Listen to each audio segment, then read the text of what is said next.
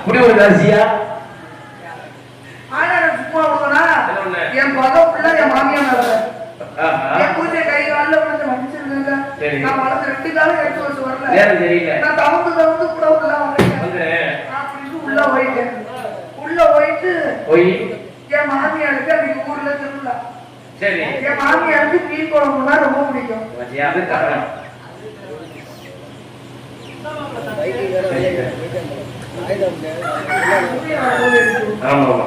இப்ப வந்து கதையை கேட்டாங்கன்னா அக்கறை தொண்டை தண்ணி தண்ணி விடுறாங்க நினைச்சேன்.